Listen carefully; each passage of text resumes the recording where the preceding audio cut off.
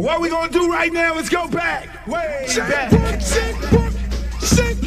your friend. Hey, come on, hey, come on, come on, come on, give me your friend. Hey, because they do the round. Fat girls like do the round. Woo. Fat girls, let me see you grind. Woo. Fat girls just doing their own thing right there with the fat thing. And fat girls just shaking them thighs. Fat girls don't make count rock. Excuse me. Baby. What's up? I thought you was gonna start hanging out with the big girls again. What is all this trash? But like that girl, hit the ground, hit it up, and you hear that sound. Fat girl just looking so sweet. Fat girl don't make it equal. Fat girl just shake it, don't break. Big girl, let me see you do a spin. Let go, let me see you touch your grind. Shake it out, take it out, back down. Top me and get in the house. Burn it all back.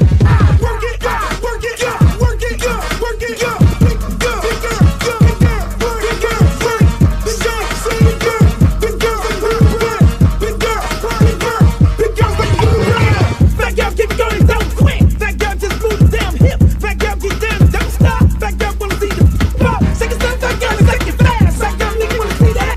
Fat girl, bounce like a pro.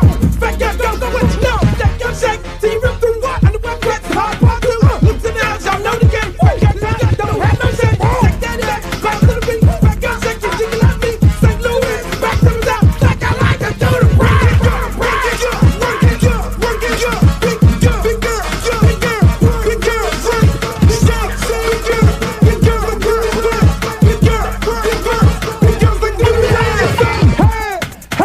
Hey, more hey. Let me hear you say, hey, more hey.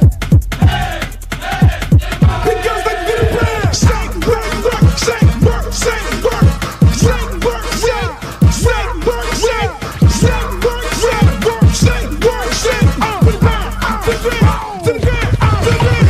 Now sick of this. Now I want to show y'all a real show with the big girls. Oh, fat girl, part 3. Can't hang with 106 beat. Fat girl know the happen, don't quit. Fat girl run like you own it.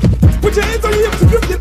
Now new, I'm gonna look like it off the that. Fat girl bring the crew to top the climb. If not, I'ma pull the panties down. Fat girl bounce hot, stop tripping. If you do get chicken and hot bitch with a lot of rock, come to the night speed. I really shit get the day in the world cheese. Bounce fat girl, show the boys a shot. Let me see if the fat or not. Don't put fat girl, y'all like the down. Let you out, let me see y'all do the rap.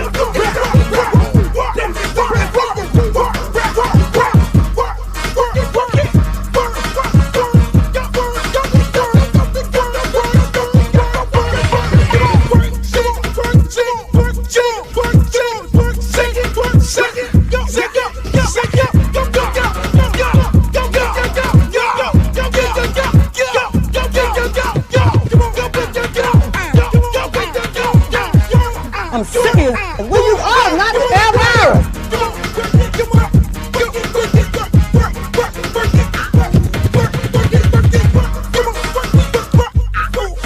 Oh, not the Britney Spears. Hey, how you doing? Big girl, big girl, big girl, big girl, big girl, big girl, big girl, big girl, big girl, big girl. Oh, but I ain't the little leprechaun.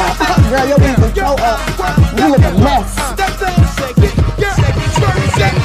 All about the big girls. What about the big girls? Big girl, work it, work it, work. Big girl, work it, work it, work. Big girl, you done suck all the fat off your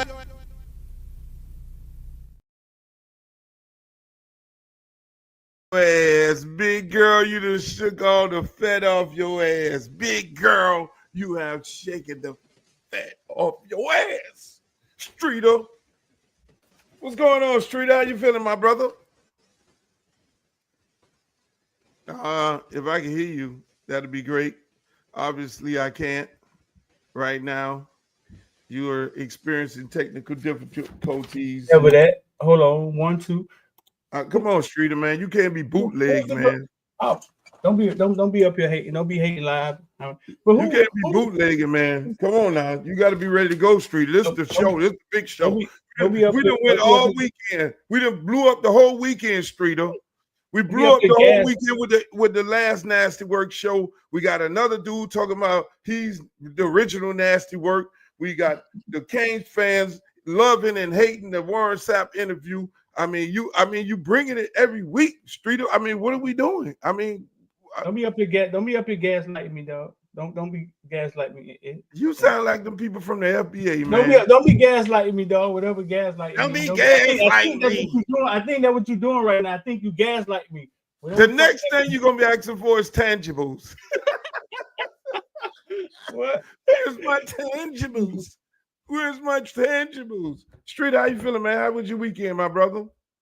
Oh man, I had a great weekend, bro. I mean, it's a holiday. I know you had a great weekend, man. You stay busy, man. Do you ever take off? No, man. I mean, that's part of the problem. No, man. I'm always doing something. 3 o'clock in the morning, 4 o'clock in the morning, talking to people overseas. I'm always doing something. I mean, you ain't the markets ain't open today. I mean, you're a big time investment portfolio guy. I mean, you take the market portfolios up President Day, the market 60%. I mean, do people know that about you? Huh? Do people know that about you? That you I mean, you play heavy on the market? I talk about it all the time. I talk about it all the time about investing. I mean, I'm not. First of all, let's get this out the way. I'm nobody's. You know what I'm saying? You can't come to me. I'm not nobody's investment. You know what I'm saying? So you don't have. You don't. I mean, you're not like some of these other guys that got like half of the University of Miami Hurricanes roster. You know, as your clients. I mean, it seems like everybody else in it for. I just show people what I do. I mean, it's up to them if they want to do it. You know what I'm saying? I don't have a Series 7 or nothing like that. But I've spent a lot of hours in investing. You know what I'm saying? And I've told people about crypto. All my followers know 3-4 years ago I was telling them about Bitcoin, and I was at 100,000. And so I'm not your financial advisor. Let's get that out of the way, Luke. But I do show people what I do. You know what I'm saying? I show people what I do. And I sit down and I teach people. I got a class today, man. You got a class today? Okay, where people can go see this class? I got a class today, yeah. And I just show people what I do, and it's up to them if they want to follow what I do. There it is. Hey, man, we got a lot to cover today, man. We got Omar Kelly going to be joining us about 10:30 today. Man, there's so much to cover. It's a lot of shit to cover. What's some of your folks talking about, you know, that Warren Sapp interview? You know, it's a whole bunch of people were talking about that. A whole lot of people. Yeah, bro. I mean, I got shout out to the villains, man. We got the villains in here, man, in the house, man. They always in the house. Shout out to Bird and Chris. Bro, people love the interview. They really did. I mean, they like I tweeted out some of the stuff, you tweeted out some of the stuff. And some of it, I mean, they got emotional about. They got emotional about Warren Sapp telling this truth, Luke. Like Warren Sapp said, hey, listen, I asked to be quality control coach at Miami first. Oh, keep him away from the program. Yeah, you guys are starting stuff. That's the man truth. You know what I'm saying? A Hall of Famer said he asked to be the quality control coach first. Somebody told him quality control guys at Miami work 20 hours a day. They said Trump was bringing back slaves. They said Trump was bringing back slaves, Luke. You working 20 hours a day. You working 20 hours a day, boy. You know what I'm saying? I work a lot for my own stuff. You know what I'm saying? You working 20 hours a day. Like, yeah, you close. Yeah, you close. You are definitely close. Yeah. So a lot of Kane fans got all bent out of shape about that. You know what I'm saying? Thought it was bad news. No, it's just his truth. A Hall of Famer told us his truth, and we reported it. What's wrong with good reporting? I mean, what's wrong with that? It don't go along with their narrative. Emotions. You can only to some of these people, you can only insult the Canes when they lose. Then you say what you want to say for 48 hours. You can only insult the Canes when they lose. I mean, hey. Yeah, you can only say something bad when they lose. So if they lose, you better, like Barry Jackson, you better get it all out. I mean, hey, let me tell you this. It was some gems in that interview. We talk about the whole thing of him not being able to get an opportunity to coach at the University of Miami. But the biggest gem for me was, you know, how he bigged up D-Lou and told us basically what we were getting in him as a coach when most people online was trying to make it seem like, Sap was hijacking the program from D-Loop, and that was crazy in itself. But that's a whole nother story. Hey, Right. let me ask you, since we got a lot to cover, how did you like the NBA All-Star Weekend? I mean, we just came off the weekend. I mean, my take on that whole thing is Adam Silver has actually lost it. Is crazy. The All-Star game is horrible. LeBron James at the last minute said he wasn't going to play. I mean, what's your take on that whole All-Star weekend? You know what, man? Sometimes you gotta hit a U-turn when things are gotten too old. Like I saw somebody say the 3-point contest is now the event. It is the main event. Like the dunk contest. The dunk contest is we've seen almost every dunk, and the guy can only jump so high. You know what I'm saying? You know what I do like about what the NBA gets is how they implement mainstream stars like Kevin Hart walking in through the locker room and putting on LeBron shoes and stuff like that. I think that the NBA, because you can see the players' faces, they get that part right. But All-Star Weekend, I mean, come on, bro. I mean, I think all the Pro Bowl, All-Star Weekend, I think it should be an honor, but I think it has to go or it has to change into something else. I want to see the one-on-one. Fuck that. A one-on-one tournament. I want to see, which they're talking about now, but they'll never probably do because of injuries. But yeah, I want to see LeBron versus Stephen Curry in the fucking one-on-one, and LeBron trying to guard Stephen Curry at half court.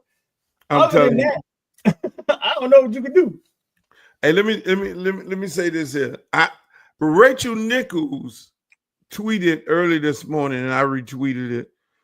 She said the NBA All-Star Game should be changed to USA versus the world. I mean, that's what the NBA has came to. Under the last president, he brought all these European players and changed it where there's no more hand checking, no more. The physicality of the game is gone because they brought these 3-point shooting Europeans in here. What you think about that? The NBA versus the world. America versus the world. Remember, they had it. They had it. Remember, they had the sophomores, NBA guys playing against the world at one point in time. If I remember this correctly, years ago, that was the sophomore game. And somehow, for some reason, they stopped it, bro. So they was on the right track. Correct me if I'm wrong in the comment section, but the sophomore game was America guys versus the foreigners. Yeah. For a few years, and then you remember that? You don't remember that? And they stopped it. Yeah. I mean, my man Chris said, as you can see down there on the bottom, bring back the East and the West. It was the East and the West before. That's what it originally was, right? Yeah. What do? They pick teams now, some shit? No. Man, they did everything. The only way you get a competitive game, I believe, is the America versus the other player. I think that's the essence of basketball, and I think that would create a competitive game. I believe if you can get get them this trash talking and get that going, I think it's enough overseas players now. I believe it. I'm sure it is. I mean, it's crazy. I mean, hey, Huntsville, Alabama is in the house, so we got people worldwide. Streter, people are from all over the country listening to the show. Huntsville, all over the world. Y'all check in. Streter don't believe. Streter just think we people from Miami is on here. Alabama. Y'all check in. Let me know where y'all from. But here's another thing. Let me ask you. Let's go back to this University of Miami. They've stacked up this defense, this defensive staff. I mean, what you think about the new hire that they just hired, the guy that they took from? No, I think they went out there and I think they listened to us and they went out there and started getting some guys with some cachet, and I believe they got some guys that look good on paper. I mean, at the bottom line of it, it has to happen in the game, Luke. I mean, my concerns with Miami is not anything on paper. Miami wins in the recruiting Miami in the ACC. Miami wins in transfer portal recruiting. You know, we always winning on paper. They got up to 10 wins last year, man, and it has to happen. It has to happen in the game. But I love the hire. I love the hire, man. I love the hire. I like the fact that it weakens Florida, the Gators. You know what I'm saying? The fan in me taking that DB guy, that number one recruiter, and yeah, I love it. It's about to land us one of the top defensive backs in the country, Mr. Jalen, who's committed to Florida and just decommitted.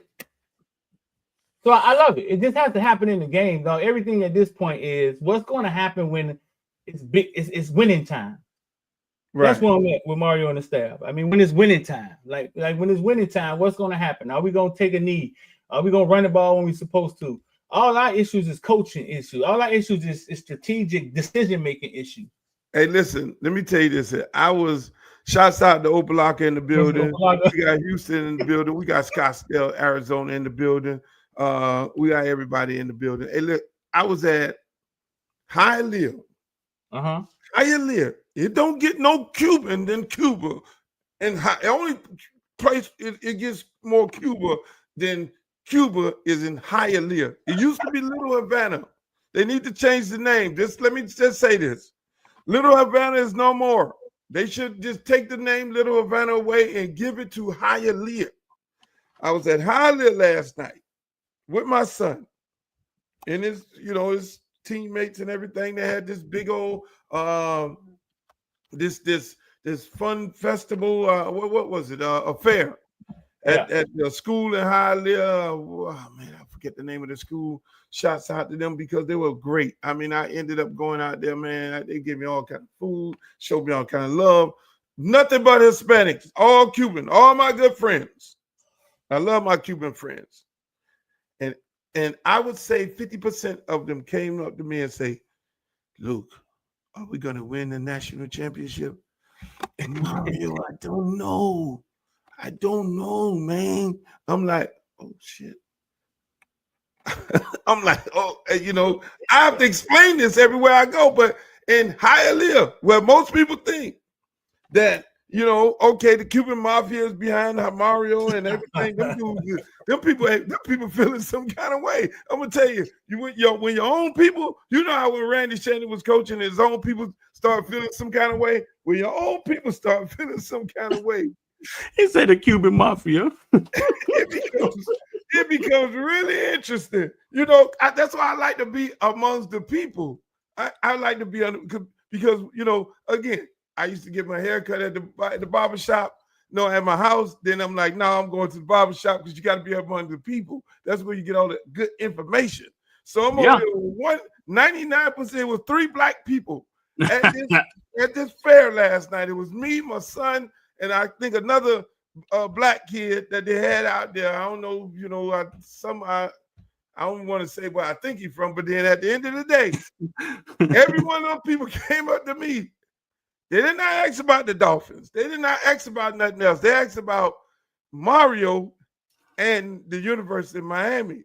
And a lot of them weren't really happy. I'm telling you, Streter. No. Since I invoked the Dolphins, ladies and gentlemen, without further ado, we're going to introduce to you all the greatest sports writer for the Miami Dolphins. Well, the second greatest, because Edwin Pope was the greatest, because I'm old. See, y'all young. You're young. You don't know nothing about Pope. I don't know about no Edwin Pope. You do not know about Pope, so don't even Google, don't even go there, don't even think about talking about Edwin Pope of the Miami Herald. Ladies and gentlemen, the one and only Omar Kelly. What's up, my brother? What's happening, Luke? How you doing? Hey, man. I'm good, man. Bro? Congratulations on your podcast. I'm a big podcast fan. I do check in every once in a while to watch and hear what y'all talking about, what's going on. Listen, keep it going, because this is the wave of the future. This is how people get their information nowadays. Hey, man, you actually inspired me to do a podcast. When I remember you. It was the Pivot. I Am Athlete. I'm Yeah. athlete. That was before the pivot, right? Yeah, that was before Yeah. the pivot. That's a traumatic point in my life. But yes, I remember I tried to get you on when I took over as a producer. I tried to get you on, and he was just like, I don't know if this young generation gonna connect with Luke. I'm like, are you kidding me? Luke is a legend. Luke is a legend. And at that time, that French Montana song was out, and I'm like, and I'm glad you got your masters now, because so many of your songs, Luke, can be remade. You know that, right? Yeah. Hey, look, I think it'd be funny when people say that. That means they are not connected with the young people. I mean, I was on Sicky Mode. They sampled me. Travis Scott. 21 Savage. Always. Just There's like so many of them, dog. Come Montana. on, man. I mean, and especially if you're in a South Florida club, you know it's gonna be a 30-minute little Miami segment. If you're in South Florida club lounge, come on, who not playing Luke? Like, who is not playing Luke? Scarred. Who is not, like, come on now. Yeah, I think I'm at every AKA event as well. You know, I'm the theme song for the AKAs. Which song they dance to? Oh, they dance to Scarred. Oh, Scar. Okay, they got a whole dance with Scarred. I mean, if you well, everybody think they connected to the young people, but they really not. And the crazy thing about it, I do a show for young people with a bunch of whole young artists, and then I would go and do a show with the old heads. But I think I'm probably one of the only artists that's actually doing that right now today. I mean, last time Rihanna's husband was down here, he asked me to perform with him at Rolling Loud, and I went out there and people lost their mind. I mean, no, you good enough. You good enough for Usher, but you ain't good enough for Brandon Marshall, bro. No, see, Omar didn't call the man name. I listen. You gonna say I am athletes and we not know who we talking about? That man is destructive. Let him continue to destroy his life. Let it be, man. Oh shit! Come on, man. Hey, that's all we got. Omar. Let it be. Let it be. He destroy everything he touch. Oh boy! Shots fired already. Is that bad? It's bad. It's bad. Yes, it's that bad. I feel sorry for anybody who do business with him. But oh man! I oh boy! I didn't know it. There it is. All I had to do is say a name, Luke. There it is. Hey, Omar, let me ask you.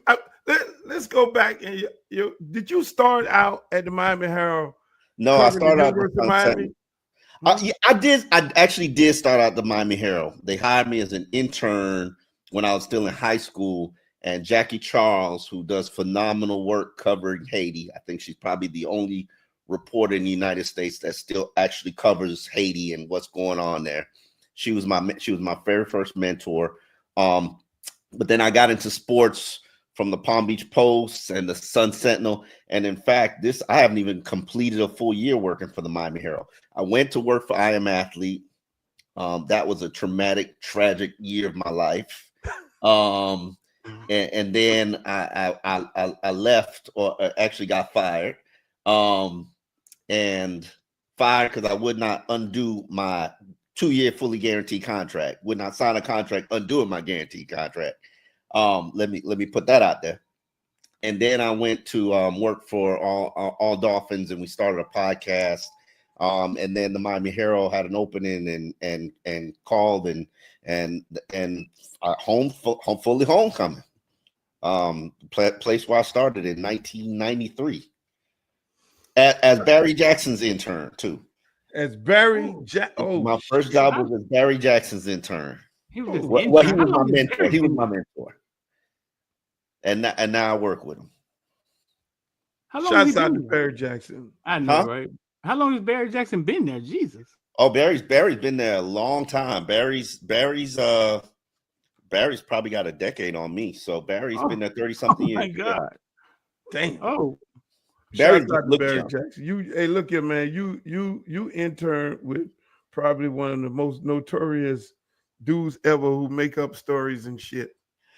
Barry don't make up stories. Barry do make up stories. Barry made up a story about me when I was coaching at Northwestern. I'm like, Barry, that's what you did, Luke. Barry, what you did. Barry. Hold on, you not coaching at Northwestern now? No, I'm at Edison. Okay. I'm sorry. Yeah. Edison. Yeah. See, there you go. Yeah, you doing the Barry right now.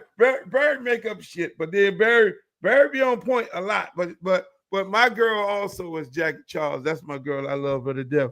Jackie keeps me on point. Her and Audra Birch and all the rest of them. Audra went on to other places to work. I think Washington Post or something like that. Yeah, Boston Globe or something like that. I know what you're talking about. Jackie is much like me, where I've had opportunities to go other places. This is home. This is it for me. I don't care about nobody else. I don't care about no other city. I don't care about no other teams. Like I had a chance to go to Washington and I had a chance to go to Boston. I couldn't care about the Patriots or the Commanders.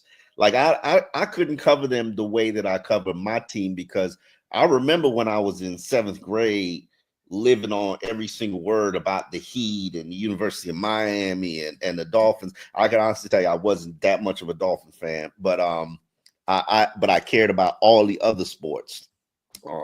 University of Miami basketball, football, the Miami Heat. I'm still a Heat fan. I've been a Heat fan. Ronnie Cycli, Gillian Rice, Steve Smith. You couldn't tell me nothing about that team. They was gonna take down the Bulls. I was that naive, you know. When they were the 8 and the Bulls were the 1, yeah, they couldn't even get a game. That's interesting because the media is supposed to be impartial, and you feel that because of your passion or for the city, for the sports, it makes you a better writer.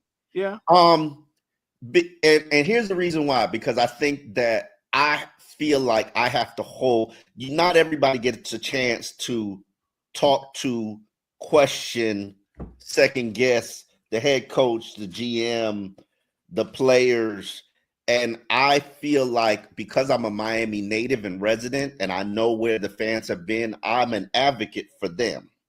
So that's why most of the time I'm on Twitter, I'm figuring out what the pulse of the people is in terms of what they're saying.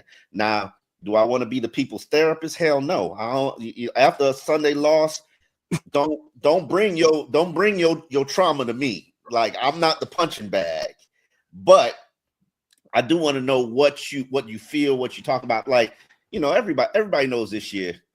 Everybody I hope you ain't buying. I hope y'all renting and leasing, because shit. If you don't get it right this year, all of y'all gonna get whacked. Everybody. So when you're in that situation, that's my job right now, is to make sure to watch them, to make sure they don't do no desperate, stupid stuff. And then when they do desperate, stupid stuff, call it out and be like, yeah, that's stupid. That's desperate. Like, what are we doing this for? If we know they're going to let them do what they do, which is max out daddy credit card again. But so you were at the end of the year, you were real critical. I listened to you on the Joe Rose show, by the way. Shouts out to Joe Rose. Every time I'm taking my son to school, 6 in the morning, you know, I have half the time. So, you know, when we rolling up to school, he don't listen to no music, nothing. He's a Dolphin fan, Hurricane fan, everything. So we sit there and listen to you on the way to school. I mean, you were very critical of Greer. You thought Greer should have been fired, right? Yes, I think he will eventually be fired. The reason why is he's not good at drafting. He's okay at free agency. He's good at trades, but I hate the way that they're financially built. The Dolphins' business model is, let's pay these 7 players $20 million, and then the rest of the team is filled with draft picks, which 33% of them are good. The rest of them are just guys that are there. And then we got to fill the rest of the roster with old and injured players, because that's all we can get with what we got left. I think that's a horrible business model. I think and this has nothing to do with Tua. Tua is a totally different conversation. Just the way that you have structured your team and your roster, where every year you gotta squeeze the lemon because you gotta create cap space to go out there and do it all over again and spend more money. Like, come on, man. Like, if you spend on free agency, it should be a finishing piece. The foundations of this team is spent on free agency and trades. And I just think it's a bad business model. I don't have an issue with the coach if he can regain the trust and belief of his locker room. But the person that's putting it all together, you really think Mike McDaniel is a leader of men? I think that, and you can help me with this, because I think that today's athlete is different than 10 years ago and definitely different than 20 years ago. You cannot MF an athlete today. You can't do it. If you MF an athlete today, they're gonna check out. They're gonna they want to trade. They enter in the transfer portal. They gone. I remember this was in the Adam Gase era, and I think that was when the switch was happening. I had some beefs with a couple of players on the team. Oh, you got a lot of beefs with a lot of players. But my beefs will stem from me talking about Jordan Phillips. You lazy. You lazy. You half the time you just going through the motions at practice. I called you out on it. Okay, you got in your feelings about it. Then you're going to dominate practice the next day. The coaches came up and congratulated me and thanked me because they're like, oh, okay. Like, you could get something out of him when you motivated. Like, and Adam Gase explained to me, he was like, this generation of athletes, they can't handle criticism. You cannot criticize them. So if I'm doing it on a public format and the world is seeing it, and that was back in the day when I used to cut up the film and show it to you, and they used to get in their feelings about that. He was like, yeah, you got to stop doing that, because it's like, it's one thing they can get criticized privately in a meeting room and okay, correct the behavior. But when you putting it all on Front Street, they're going to have a problem. And it's just evidence. This generation, they cannot be criticized. I don't know what. I think a lot of people think that, because I mean, when you look at Kingsbury, he went over there and Arizona didn't do good, babyface coach, and I know Kingsbury, shouts out to him. He's gonna be a good coach. I mean, would you look at Flores versus McDaniels, and Flores started off rocky with the team. Obviously, they was trying to lose. I don't even count that year. They were trying to lose. Exactly. So then now, when Flores was put in the same situation, I know you a little critical of Flores also. When he was put in that same situation where they needed to run off 8 games to get into the playoff, he did it by tough love, and then he never made it to the playoffs. But he didn't make it. What he ran off like 8 games? 8 games to put together a winning record. He never made it to the playoffs. I understand what you're saying in terms of how they basically did the same thing last year and this year. They didn't make the playoffs, and in fact, maybe Flores finished better when in his last season.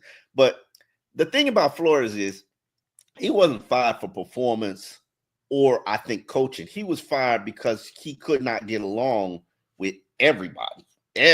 Like even his coaching staff, he could not get along with them.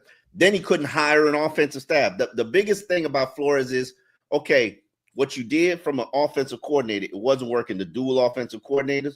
And you did that only because you couldn't hire anybody of quality because they wouldn't come and work for you. And then, so what are you going to do again? What are you going to do the next year? Who are you going to hire? Nobody want to, like his reputation, his best friend left him after 1 year in Patrick Graham. His best friend left him after 1 year. He was like, I can't work for this. I can't work for you. If we're going to be friends, I got to go somewhere else. And they said, okay, he's going back to the Giants. Patrick Graham been about 10 different places.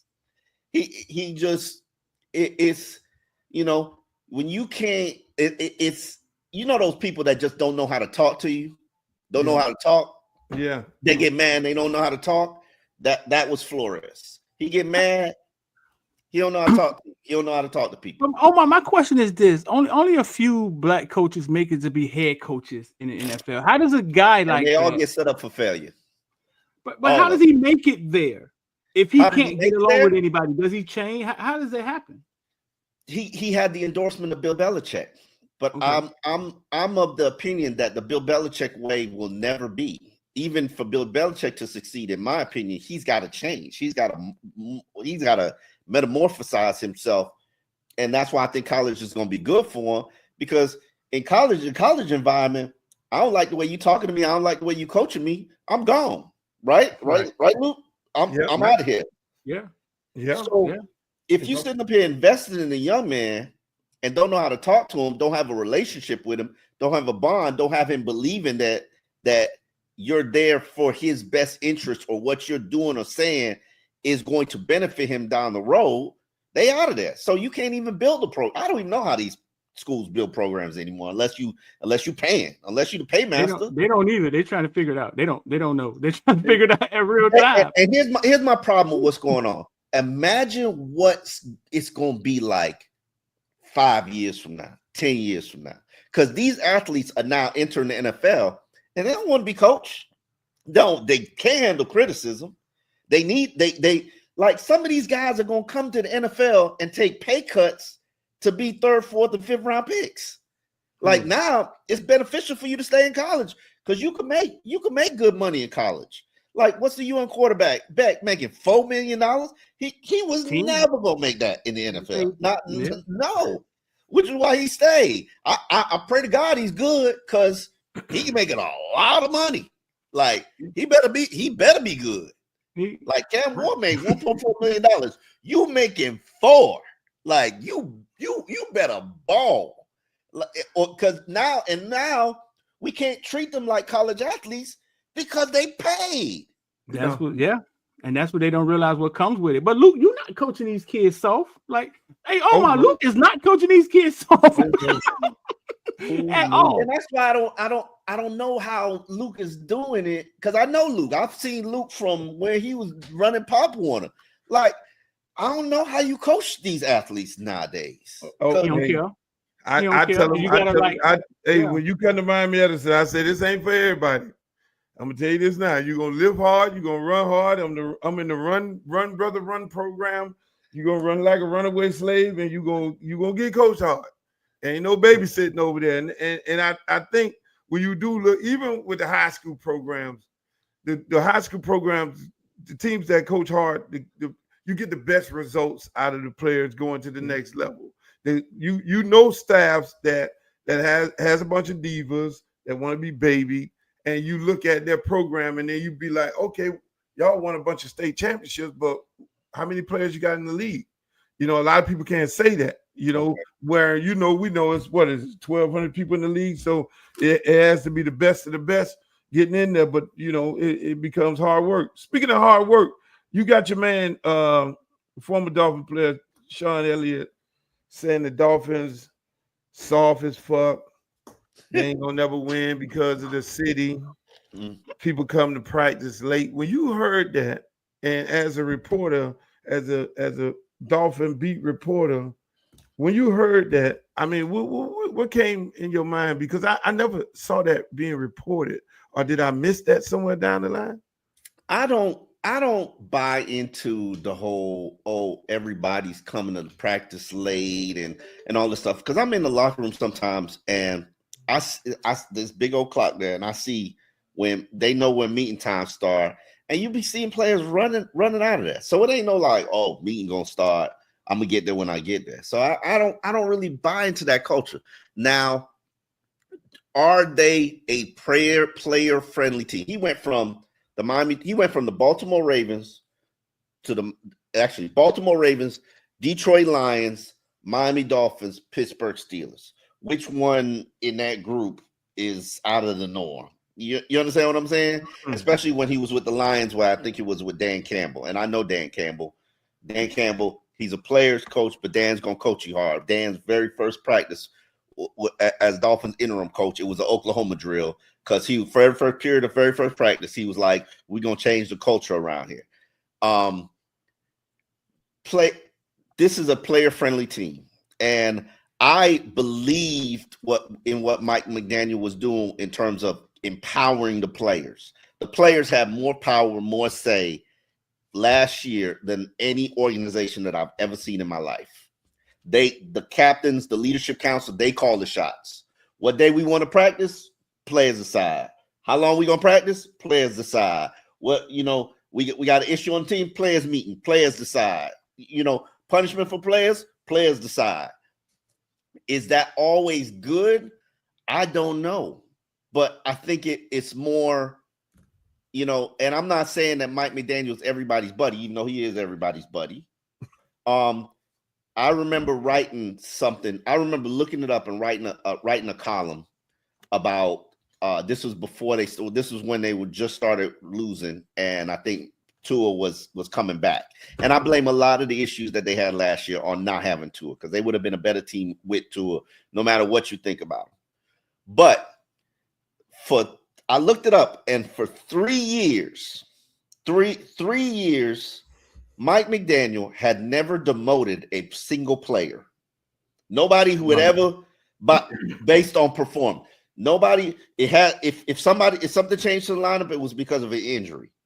For 3 years, even when guys struggled, because I looked it up with Julian Hill. Julian Hill had replaced Durham Smythe, who just got released. That was the only demotion that Mike McDaniels had made in 3 years.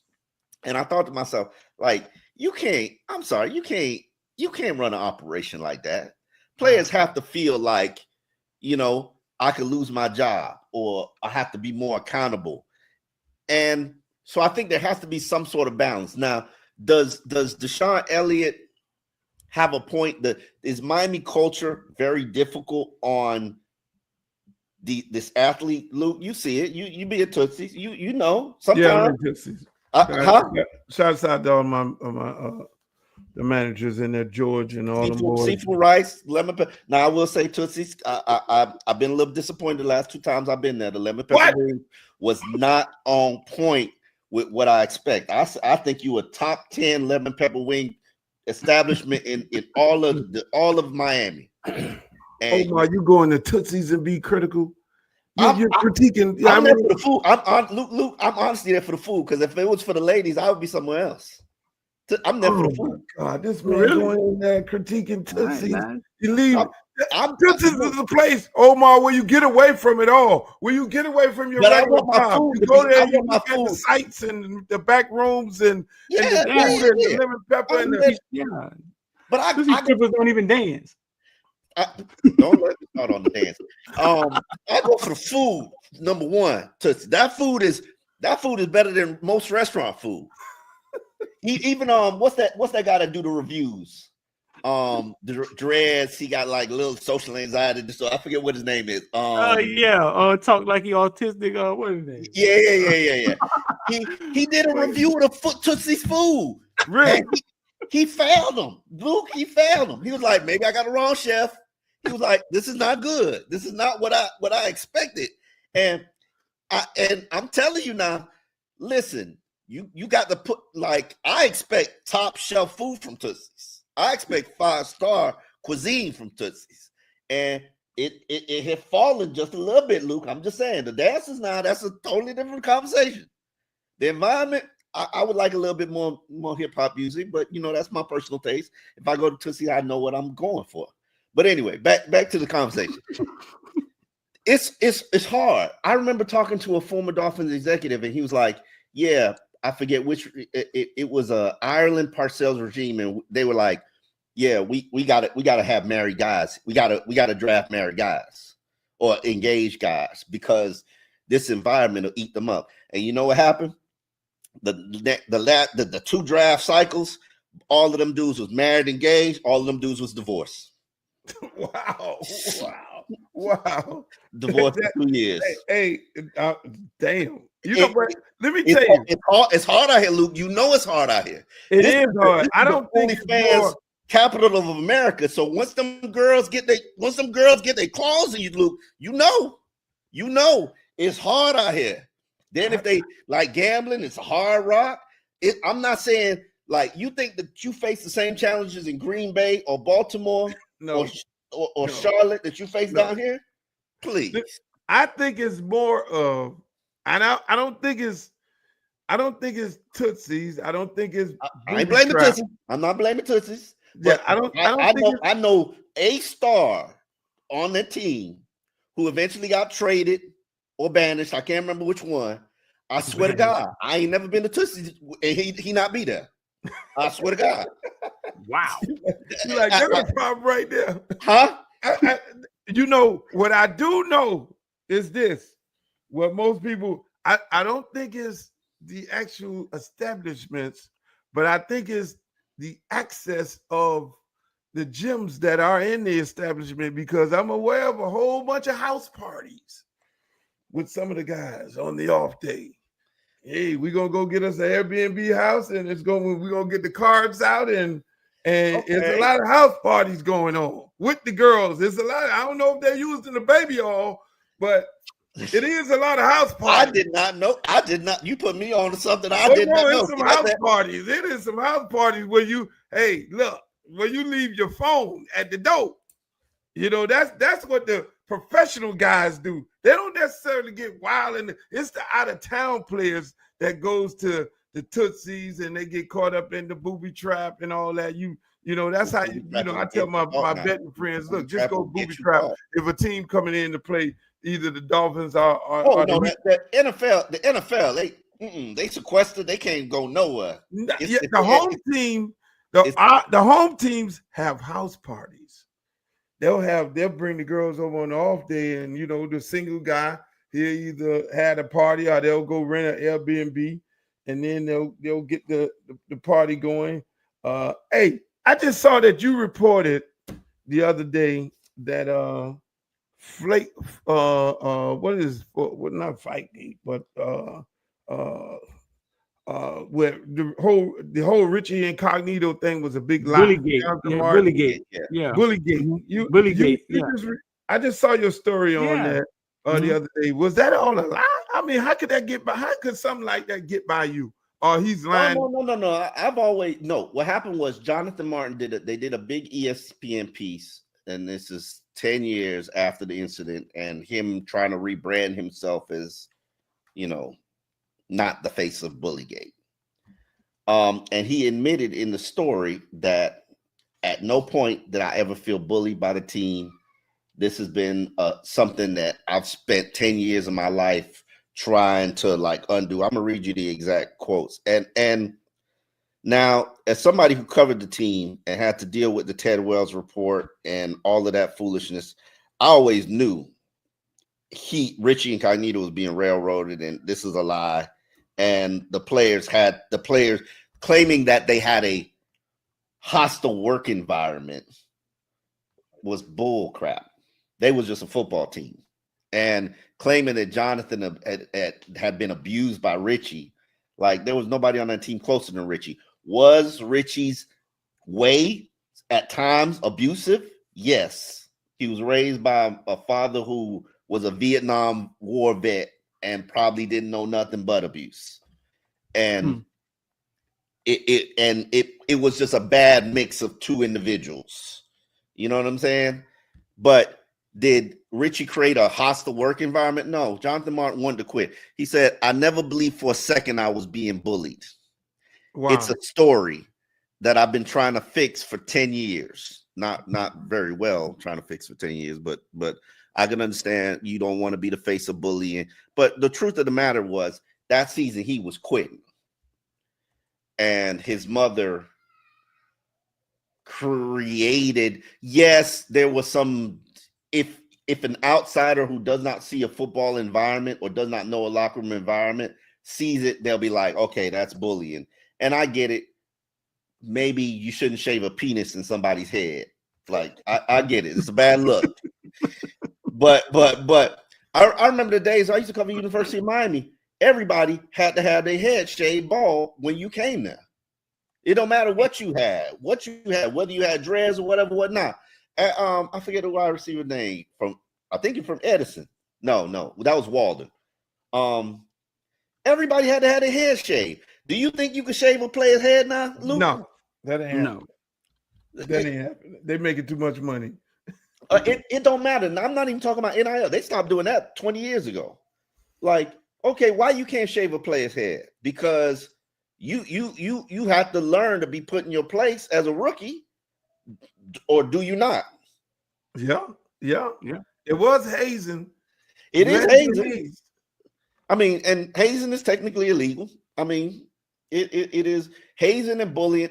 I don't know where the line needs to be drawn, but I'm of the opinion that this is a very, very, very soft culture, and I don't think it's not built for football. If you need it to be soft, then you're not built for football. Because I agree. I sit and I agree with Tariq. Like, we need to add more dogs to the team. This team will never win without any dogs, and they are allergic to dogs. Hold on. You go ahead, Streter. Where speaking of Tariq, like, where were you when Tariq said he was out, and how did you take that? Like, where were you actually standing when he said he was out? I was standing there. It was my video that went viral. I was standing there. I was asking the questions. Yeah. I'm sure my question about, okay, well, how does it feel to not get to 1,000 yards for, second time in your career, like, was what kind of triggered him? Because you triggered the man, Omar. I'm not taking full responsibility for that. Both of y'all trigger people. He triggers Mario, and you triggers you trigger Mario over there. Yeah. I got Mario. Yeah. I don't like. I have not Mario. I know Mario for years, and Mario's a great dude. But the way I hear things going over there, I'm like a little bit too concerned. It's like dictator land over there, and I'm like, yo, that's not who I know you as. To be honest with you, but hey, I don't cover it enough to know and pay attention. Well, it sounds like you're paying attention. I just hear about it. Like, I just hear about it from behind channels, but I mean, as long as he got the money, but my thing is, what happens when the money stop coming? Like, obviously you run by whoever's giving you the money. So the program's now run by whoever is the money man. You're right. And what happens? Go ahead. What happens when the money stop running, or you stop doing what the money man wants you to do? You know what happened? What happened? You got to depend on your coaching. Huh? I think a lot of that, Mario has got rid of another myth that he is a dictator. He's baby Castro, and nobody wants to coach with him as well. And then he just lands some top coaches. Okay. From on the defensive side of the ball. So I don't know. The jury is still out. People say a lot of things, but we don't know. But let me ask you, I'm surprised you agreeing with Tyreek. You call the man a self-proclaimed, you call him a quitter. Who? I don't call Tyreek a quitter. Social media troll. You call he is a social media troll. He's a habitual liar. You call the man everything but the child of God. Okay. I love Tyreek. I respect Tyreek. But Tyreek is a habitual liar. And you call him a liar. God damn it, man. Hold on, wait a minute. If you a liar, you a liar. That's probably the worst thing you can say about a man. That you're a liar. Stop lying. No. If calling you a liar is the worst thing how about you get stopped caught in lies? Like, how about you do that? If you lying, don't be mad that I'm calling you a liar. Like, how you gonna be mad? I'm calling you a liar when you lying. You lie. What he lying about though? Everything. Like kids, pregnancies. Like, what could he be lying about as a grown man? I don't talk about all that. I don't listen. All of that, him and his wife, whatever they got going on, and Luke knows. Sometimes your wife let you do whatever she wants you to do, whatever you want to do. Sometimes I don't get in nobody marriage. I don't get in nobody business. Tyreek take care of all his kids. He'll make sure you know that. Hey, if your wife ain't got a problem with it, I ain't got a problem with it.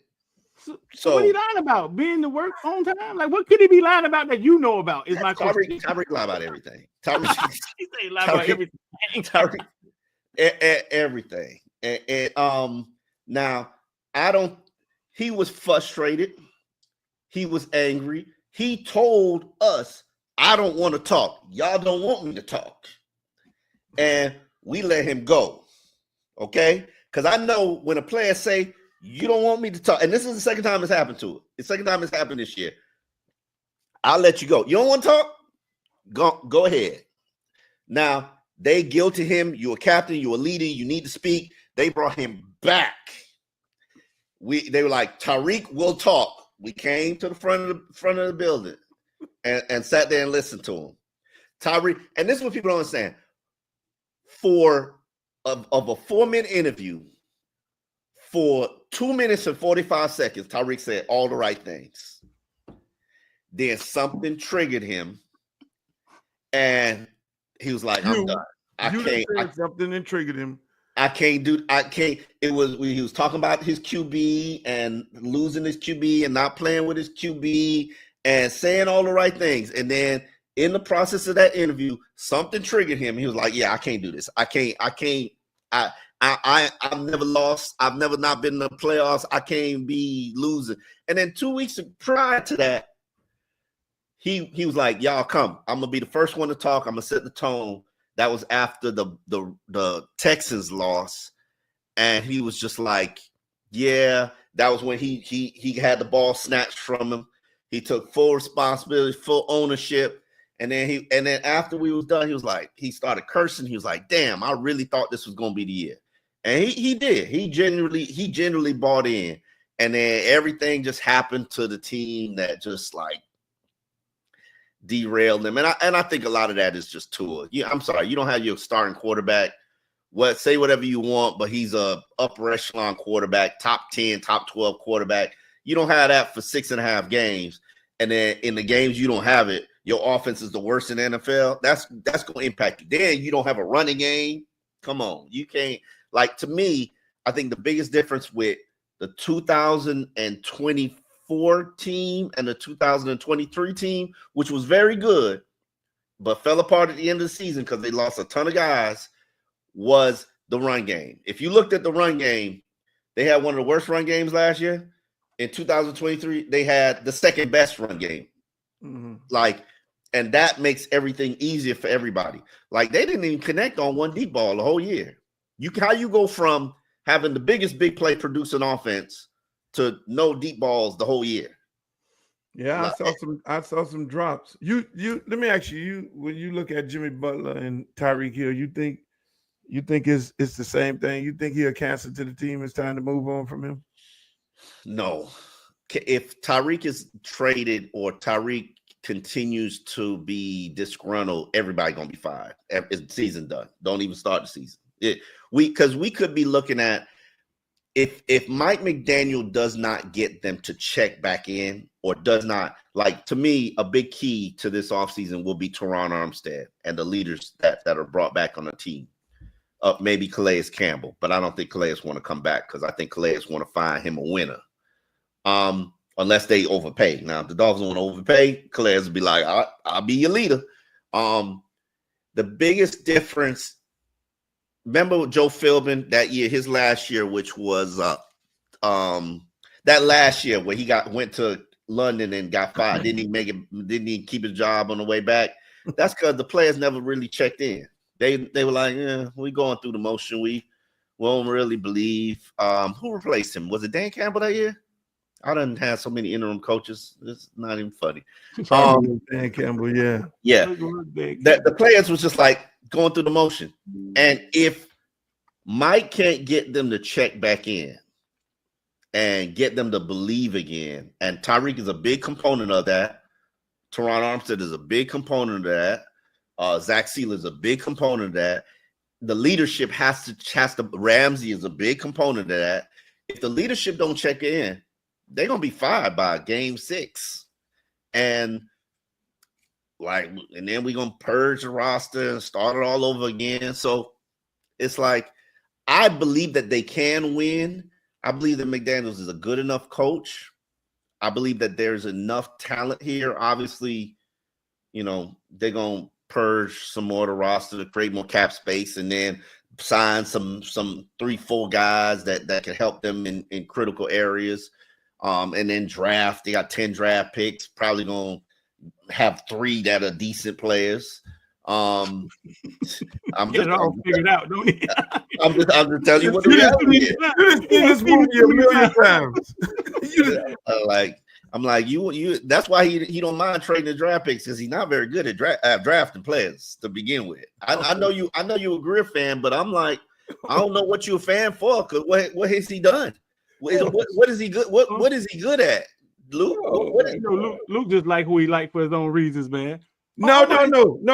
I think they've had some great personnel. Ross empty out the pocketbook. Yeah, and they have some hell of a players. But if I let you go shopping all the time, you should have some good players, shouldn't you? Yeah, somebody, right? You should have a good personnel. If I let you shop all the time, if I give you a black Amex card, your house should look nice, Luke. And you coming to Miami? I mean, shit, he was better than Tannenbaum and the Bortante and all that shit. But here's the thing. Tannenbaum did the same thing. It's I don't know if is he better than Tannenbaum? Christian Wilkins is a good player. Minka was a good player. Mike Gesicki, I'll never let that go ever in life. You knew he couldn't block. You even said it in the press conference. Then you go draft Durham Smythe in round 4. So instead of just taking one tight end that can actually do his job, you use 2 draft picks on a tight end position. Come on, man. Offensive line, it's been a struggle. Name me Jerome Baker's probably the only good linebacker he's ever drafted. Name me another linebacker. Cornerback, they think they could get every cornerback. They can get undrafted free agents and make them good cornerbacks. Okay. Got the deal for Ramsey.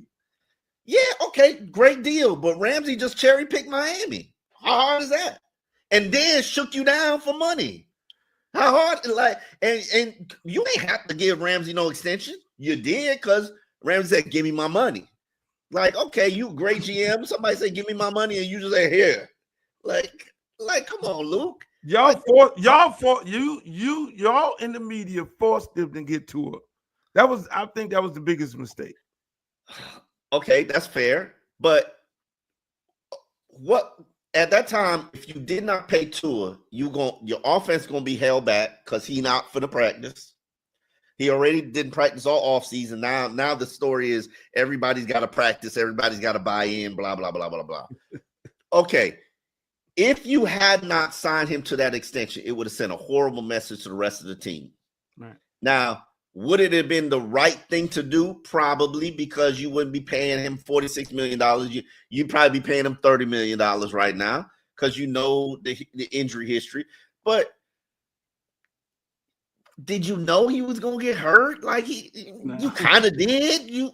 It's kind of did. Oh, you know Tua was going to get hurt. I got a question for you, Omar. I got a question. Is Tua the best quarterback the program has since Marino? Absolutely. No question. Who Why else? does nobody believe he's the answer? Because they don't believe that he can stay healthy, and he can't win he has not won a big game when it mattered that got you where you needed to go.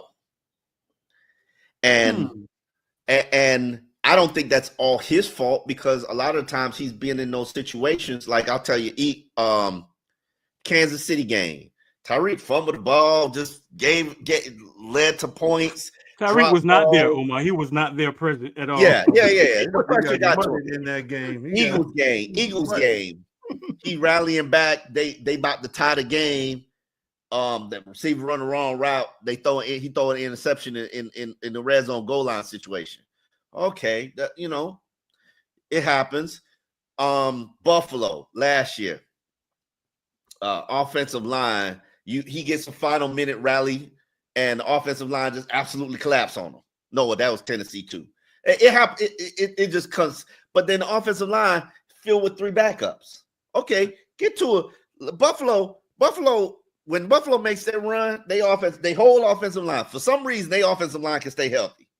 The Dolphins' offensive line, 3 guys on the sidelines. One guy playing with a separated shoulder. Like, come on, man. What like Liam Eichenberg's your starter? Like, Liam Eichenberg is gonna go on. He ain't never gonna start another game in the NFL. He done started 50 games for the Dolphins.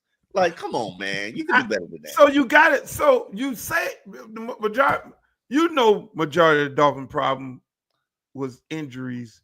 I mean, you lost 2 defensive ends in 1 year. You talking about last year? Oh yeah, this year. Yeah, this year. Last year. Yeah. Both last year and this year. I mean, your edge rushers in this league, you need them. Those are probably the most important guys on the D line. You lose them, you lose the quarterback, you lose. I mean, running back got injured, and well, I didn't think he should have drafted the running back that he drafted. Which one? The Tennessee kid. Yeah. But I think if he didn't have all these injuries, you wouldn't be so critical of Greer. They probably would have won a playoff game or 2. No, who they gonna be? I mean, they haven't won a playoff game in like 10 years, right? 24 years. 24 years, the Dolphins haven't won a playoff game. Mm-hmm. So if Omar Kelly was the GM, how do you fix this? I add some dogs to the team. I add people that absolutely bring an intensity, and it's hard to coach. But I know when that whistle blow, they're gonna go out there and they're gonna eat and be absolute dogs. But you know the old saying, it take one to know one. Okay. I've never heard that. I know what a dog is because I covered the University of Miami. And that's one thing I will always say. And you're from Miami. Yeah, yes. It takes a dog to know a dog. So now you're sitting up in there, and if you're sitting up in there, you're Mr. Green Jean, and you got this shit all up, and that's my problem with the NFL. That's my number one problem with the NFL. Y'all don't realize how many of the people running these teams now are mathematicians and lawyers, and these are the people that are at the very top of the NFL at 80% of the organization. And the people who actually know football, people who play football, they cast offs. They got to sit over there and quiet because the analytics is what you need now. You got to talk the language that the owner and the people can understand. And half of these teams don't know how to identify a baller. No, like that's why when Frank Gore was finishing up, and I hammered him for years, like, you got to go be front office. Forget coaching. Don't do the coaching, because I knew he was going to do football for life. I'm like, you got to go be in the front office because, and I say the same thing to Calais Campbell. Calais Campbell is going to be a great GM. Right now, if you told me fire Greer and hire Calais Campbell, I say I'm in. I'm all in, because Calais knows what a football player looks like. He knows what a dog is and why you need dogs. These executives, you might be right. I never thought about the fact that not a lot of people know what a dog looks like. I mean, when you think about it, look at the teams who consistently win and somewhere by the money. I mean, you're right. I think it's more 90% of the NFL don't know what a dog looks. San Francisco. San Francisco, no, because they're run by a former Baltimore. Baltimore, they still got Ozzie sitting in the back. And people don't realize Ozzie's still running it. He just don't have the title no more. He's still running it. Exactly. He's still running it. Kansas City, you got an old school head coach. Exactly. Philly. I mean, those. No, that's an account. That's a lawyer. That's a Mike Tannenbaum. I was surprised, Luke. When I started looking, I was like, how is he had this good team? And I started looking at his background, started looking at his staff. I'm like, this is a lawyer. He begged Mike Tannenbaum for a job. Mike Tannenbaum said no. Where's he from? Really? Howie Roseman. I was so shocked that this is a guy.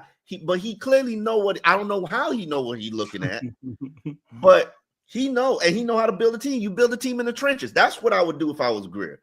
I would build this thing back in the trenches, because you real soft in the trenches. And then exactly, and you got the old man over there in Kansas City. You know he know what a dog is. I mean, but Howie, to Howie's credit, I know Howie personally, and when you see the coaches that Howie has on their staff, they know dogs. I mean, Stoutland know what he wants, and them dudes have a say in who you bring in there. More different than any other team that I'm aware of. Them dudes will sit up there and they'll call you up like, look, he still got gas in the tank. I'm like, hold on, ain't this Howie job? And they sit in there, they had their arguments about who's a dog and who's not. See, a lot of teams, they can't have those arguments no more. And the culture and the environment, I will sit here and argue. I go, and that's the thing. That's why I really appreciate my start being the University of Miami. I covered Florida State during their great run, and then I covered the University of Miami. And I took that for granted because it taught me what a football player is supposed to look like, supposed to move like, supposed to act like. Okay, but if you ain't never seen it, you don't know. I saw the starter, the backup, and the number 3 guy player all go to the league. From whoever was starting ahead of Eric Winston when he was a tight end, and then Kellen Winslow, and then Kevin Everett. I saw all of them on the same team. Like, I could do linebacker that way too. I could do Olsen after that. And I'm just picking one position. I could do receiver too. I could do running back when Clinton and Frank and Willis and Najee and all on the same team. And that's the thing. I know what it looked like. I went to Bomarito. I went to see Pete Bomarito train guys last week. I go there. And I prefer to go there blind. I don't want to know what your ranking is. I don't want to know where you projected. I don't want to know. Sometimes I don't even know what position you play. I just be looking at them and be like, who is that? That's who I want to know about. Who is that? I found a tight end from South Carolina. Ain't nobody talking about this dude. I remember going there when I saw Stephon Diggs. This is my favorite story going to Bomarito. I'm there to see Devontae Parker, who is the can't miss number 1 draft, first round draft pick. He there at Bomarito to rehab all his 6,000 injuries, which is, it is what it is. Man, and so I'm watching him work out. He know I'm there to see him. Stephon Diggs come to me. I don't know who the hell this boy is. He say, "Oh, you here to see Devontae? Okay, make sure you watch me too." I'm watching him. He go in every drill right after Devontae. Killed Devontae. I'm like, who the hell is this dude? I'm like, he clearly got to be 3rd, 2nd round pick. He clearly 2nd day guy, 3rd day, maybe 4th round, at the worst 4th round pick. This man was projected like as a 7th round pick. He eventually got picked in the 5th. And I'm thinking, bro, this kid is finna be a monster in this league. And he ends up being a monster in the league. But the only reason I could know what I'm looking at is because I saw Andre Johnson, saw Santana Moss, saw Sonoris Moss, saw all them dudes. So I know what it's supposed to look like. I'm like, the problem I have with what's going on now in evaluating is most of these people don't know what the hell they're supposed to look like. No. They could crunch numbers and give you analytics. And like, I remember when I stopped covering University of Miami and I used to go to the pro day, and it was probably like 5. This was Al Golden years. Oh God, that was the worst era. That was the worst era. He left the time. And he back coaching somebody now. He's at Notre Dame. He was the defensive coordinator. He didn't get no head coach job. He back in he just got promoted to something. In the league, ain't he? Ain't in the NFL now? I don't know. Last year he was the defensive coordinator. No, we ain't got Notre Dame first game. We ain't got Al Golden first game of the season next year. He gone. No. He had the Bengals DC. Golden resurrected himself. I mean, yeah. I mean, but after 20 years, you can resurrect yourself. I give you props. Everybody got a right to work. I remember going to the pro day and then looking at the kids showing up at University of Miami in pro day, and I thought to myself, these ain't Hurricanes. These not Hurricanes. And honestly, I still say that. The first crop that I saw Arroyo, the tight end. Mhm. I saw Arroyo at Bomberitos. I was like, that's a hurricane. That looked like what it's supposed to look like. Like no doubt about it. So it's probably starting to look like that. But it's probably starting to look like that because you paying for it. You out here paying for it. Which that's how college is now. That's how college is. At least it's on top of the table. Back in the day, Luke used to pay for it, and it wasn't on top of the table. I know, Luke. Here we go. Here we go. Call you out. Hey, Omar, check this out. Hey, statute of limitations gone now, Luke. It's all right. They telling stories about it. They writing shit about it. They making reels about it. I am athlete players. Like people don't. I know about them book bags full of money. Oh no! Here we go. I know about showing up at Brands Mall where everything bought in your name. Like, come on. Oh shit! Look, you getting deep. Hold up now. You gonna put me break? I know how college work. I do know how college work, and that's why I knew it was a lot of money in it. It's a lot of money in it. Yeah. Hey, now we see exactly how much money's in it. I started Footballville with Duke Johnson, right? I started it with him. It actually started with him. He came to Miami Dolphins at the end of his career, and it looked like he still had it. What happened there? He still had it. They just get to a certain point. You know what it is? And this is my opinion. I'm gonna get in trouble for it.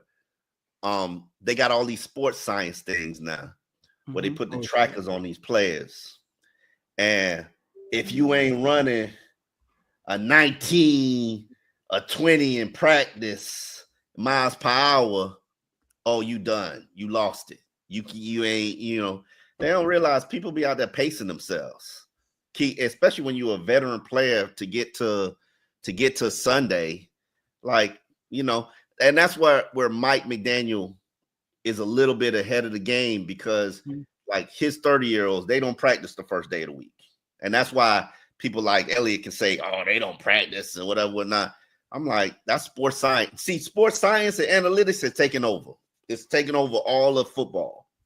Right or wrong, it's just that's the way they're going.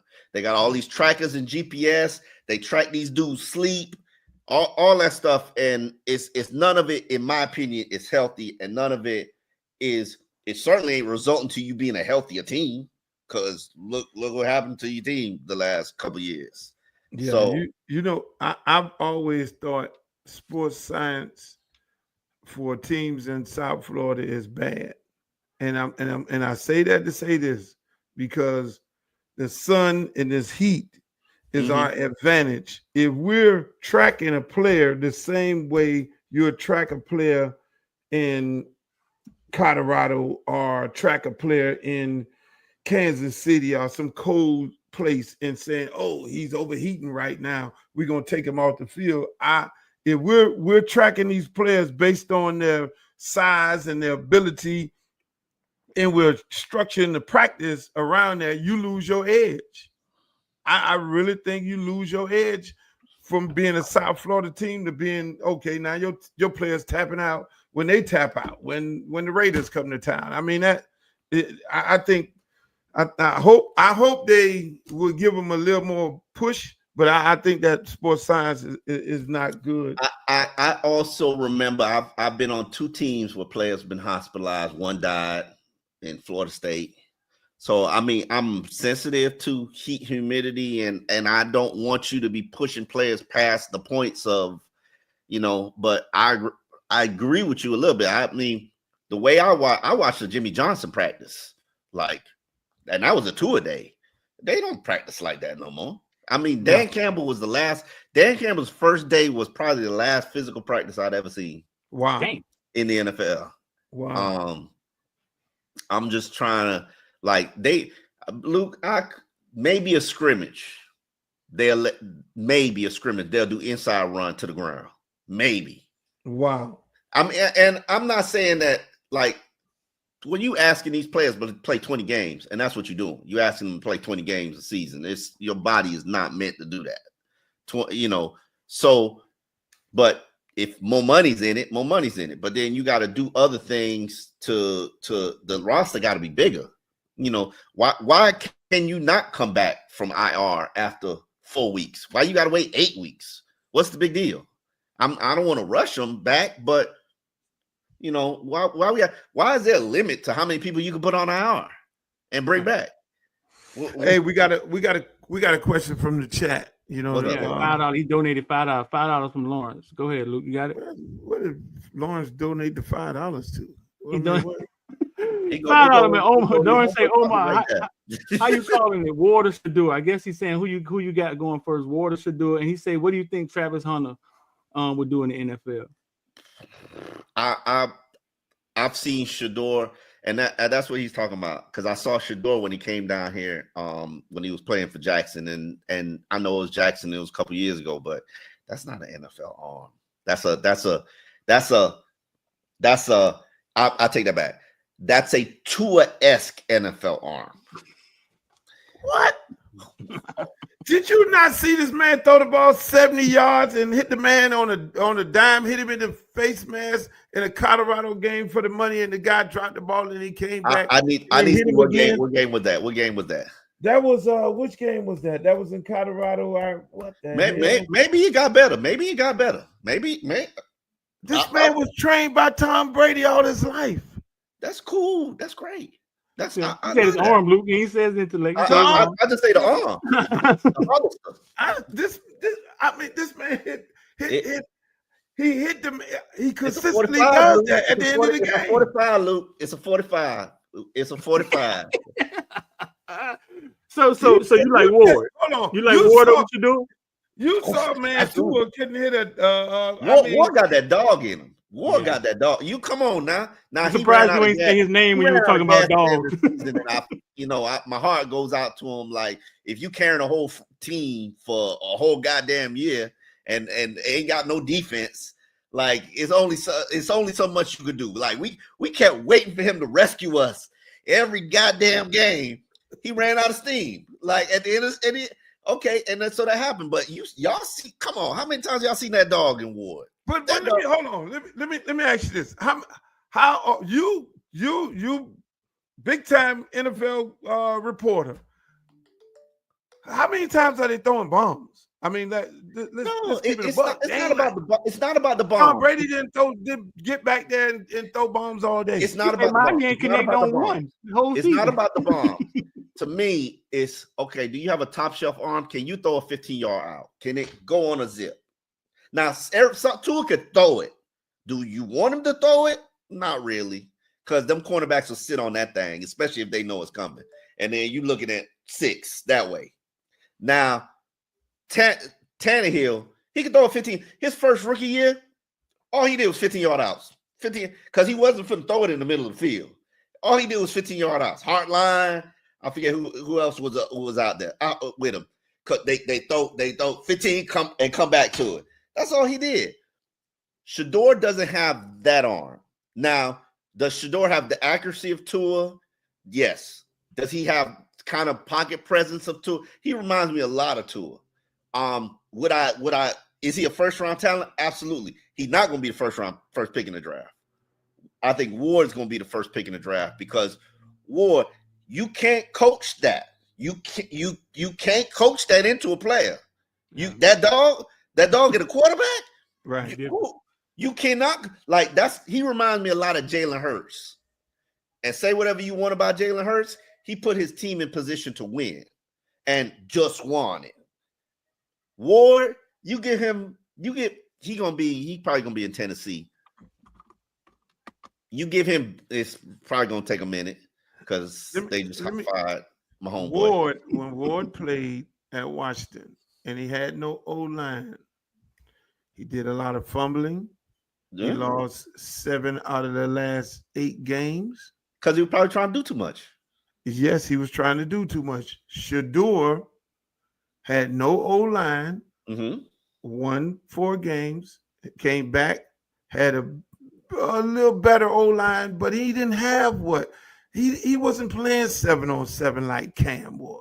Cam got an O-line with Jolly Green Giants. He's standing back there with a cape on, looking like Bob Grease of old, nobody touching him. And he had to worry about it. He wasn't under duress. Okay. Shador got hit every time he threw the ball, got back up, and line that shit back up and do it got again. hit too. Cam got hit too. That's Cam a dog. Cam ain't got hit. What is Cam got hit. Cam Cam get hit? Cam Cam got hit one time, man. It was his fault. So now when you get in this league and them motherfuckers is running and they coming, now we're gonna find out who is really who. Shador has more dog in him than Cam. I'm gonna say that right here. You picking Shador over Cam? I know I'm saying Shador has more dog in him than Cam. No, I'm gonna say that. I can't agree with you on that one, Luke. Just because you can take an ass whipping, I love that they training together. I love that they video the training. That shit talking they do. Ooh, that to each other. I love it. I don't know what they're gonna do with that footage and what they're gonna do with that documentary, but I'm all about it. And the fact, ain't no back down with either of them, and I respect that. And they've been doing that since last year when Shador came down here and trained. And they pushed each other. They literally was pushing each other throughout the year, going back, looking at who got the most yards, who got the most wins, and all that. It didn't stop there, and I think they're gonna do the same thing in the league. But you're right when it comes to knowing dogs. I was just thinking when y'all were talking about that, and I was on this great dynasty team that created the dynasty of Miami Central. You had CJ, you had John Miller. You had Devontae Freeman. You had Dalvin Cook in the building. He had to go back and play Pop Warner another year. You had Tommy Schuler. You had Raheem Cato. I mean, all dogs. Yep. Straight dog. If you haven't, and I'm Streter, I'm still looking for that in my locker room. I'm still looking for that. And they sent Cook back to Scott Park. Damn. Cook was on ready yet. Cook was on the scout team. That's how good that. I saw Kid. Cook had to go back to Scott Park. Listen, I saw a kid at Bomarito. He ran a ridiculous 40 time, and then I learned he was a running back that played at Toledo. I can't remember his name now. But he played at Northwestern. He was like, I had to share the backfield with about 3 guys. And that's how I ended up at Toledo. I'm like, bro, you way too fast to be out here sharing the backfield. But then I realized Northwestern, they got it like that. Back in the day, we used to have it like that at Carroll City before people could go wherever they want and nobody go to Carroll City no more. You're right. Omar, you're talking about Jacquez Stewart, man. Hold up, Luke. What about Jacquez Stewart? Yeah, I ain't talking about Jacquez Stewart. No, hold on. They're talking about Jacquez Stewart from Northwestern at Toledo, fast ass Jacquez. Yeah, I'm gonna tell you his name now. Give me a second. Let me find it. Yep, Jacquez Stewart. Mm-hmm. Yeah, I'm almost sure that's what you're talking about. Daddy was a police at North Miami Police Department because I covered him. Man. I wasn't gonna let you ease over that. We played for Liberty City, Luke. Listen, all the dogs. He fast as hell. I don't know if he's a good football player because I haven't watched his film, and he a little tiny for me. He's not my personal taste, but he fast as hell. Listen, all the great ones play for Liberty City. Tutu Atwell. You see my boy over there, first pick for number 1 draft pick for Tampa Bay Buccaneers. Kalijah Cansey getting off. All them Liberty City guys. Omar. All them Liberty City guys. Omar. That hunger. They gotta have that hunger. It's that hunger. You probably the only person that I know that's been critical of Jimmy Johnson. You come on, Lou, about Jimmy Johnson not drafting Randy Moss. I mean, are you gonna let it go? I'm never gonna let it go. Name me Jimmy's best offensive draft pick. I can do this right now. Listen, I don't like to talk about Jimmy Johnson, and I apologize to him. And he has called me out on a number of occasions, and I ain't trying to get called out by Jimmy Johnson. Jimmy Johnson drafted legendary defensive players and had a phenomenal defense. Name me his best offensive draft pick. Luke, I can tell it to you right now. It's Rob Conrad, a fullback. What? This man dragged Jimmy Johnson because he did not draft Randy Moss. I should drag everybody because they did. How could you stare at Randy Moss and stand there at you?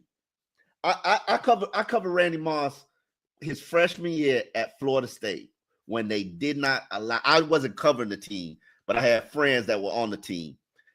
That dude scored a touchdown every time he touched the ball. He was the number one player on that team. Obviously got kicked out of school because he was on a one strike and you're out, and he got that strike. Then he had to go to Marshall. But that was a Jimmy John. If you thought Peter Ward was good, and Peter Ward was on that same team, if you thought Peter Ward was good, whoo, Randy Moss was phenomenal. And for you to not, why you ain't drafting? What all these teams let him fall? It seems like you putting this man on like the Brad Daugherty, Michael Jordan. Why you didn't draft Michael Jordan? You drafted Brad Daugherty. That I can't let go. Jimmy Johnson. That I can't. I can't let that one go. But I can let the other draft misses go. But when your quarterback, you ran Don Shula out of time. You stole. Okay, you gonna get me in trouble, Luke. You stole Don Shula's job. Stole? Oh my God! Oh, you stole Don Shula. Who you got the job from, Luke? Who you got the job from? Thank you. You stole Don Shula's job. You ran Dan Marino out of town because he was not done playing. I got that from Dan's own mouth. Oh my God! He was not done, and Dan actually considered going to play for Pittsburgh when the Dolphins, when his run with Miami ended. And so you almost threw Dan Marino in the arms of the Pittsburgh Steelers. Then your draft history, Jimmy, your Teal Green. I ain't even. I'm only bringing up. You're talking about as the Dolphins. Yeah. What is his draft history at the Cowboys? I don't care about what he did with Dallas. The Cowboys was immaculate, bro. The Cowboys. I don't care about that. When you drafted the Cowboys, they've been right since the man left there. When you right? No, Dave Wanstead had better success. Had like the last time they had Dolphins had success was Dave Wanstead. But come on. Let's be honest. Your Teal Green. I understand that was an injury. Brian Manning, Ed Perry, who was a better barber than he was a football player. Sorry, Ed. Oh God. Sorry, Ed. All right, let's be real. Long slapper. John Avery. This is the bum you traded the draft pick that would have drafted Randy Moss for. Randy Moss, yeah. I'm sorry. I don't care if we agreed to the trade the day before. Randy Moss sitting there. I ain't trading nothing to you. I don't got to trade until I'm on the clock. Randy Moss sitting there. You should have took Randy Moss. Then you draft John Avery. Okay. Lorenzo Broman. No, I'm sorry. Larry Shannon, who you came out and told the people that he was going to be better than Randy Moss. Nobody even know who Larry Shannon is. John Dutton at quarterback. Guard, Scott Shaw, Jim Burden. Like, come on, man. J.J. Johnson. Come on. Greg Rugamer at center. Cecil Collins. Cecil Collins was a good draft pick. He just went to prison. Yeah, okay. Remember when he had Lawrence Phillips too? I respect the effort on Lawrence Phillips. You ain't have one good offensive draft pick. Not one. Now you see what Omar just did. I see Omar what he did. Threw the bad draft picks on Jimmy. But when it comes to Mike McDaniels, he throws the bad draft picks on Greer. Hold on. Who was the GM when Jimmy Johnson was? You gonna put it on Spielman? No, Spielman was the GM when Wanstead was there. Wait a minute. He was he made the groceries and he cooked the dinners. How else I'm gonna put it on? Who you want? I'll give you. Now you done made me mad, Luke. I give you. Mike McDaniel is responsible for some draft. Like I know when a coach like strong arms a draft pick, okay, and that's my problem with Greer. He don't have the conviction to tell him go sit down. This is my job.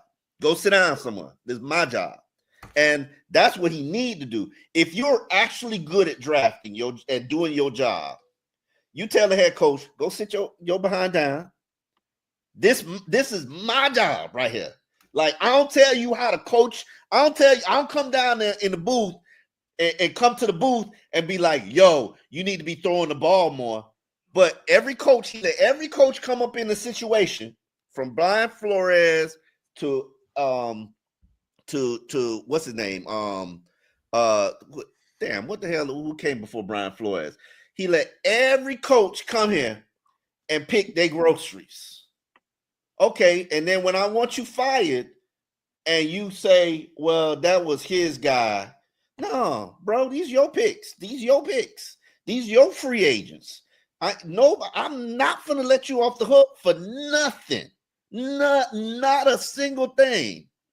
Because when it comes down to it, who is accountable for how they spend the money, the players that they acquire, and what those players become?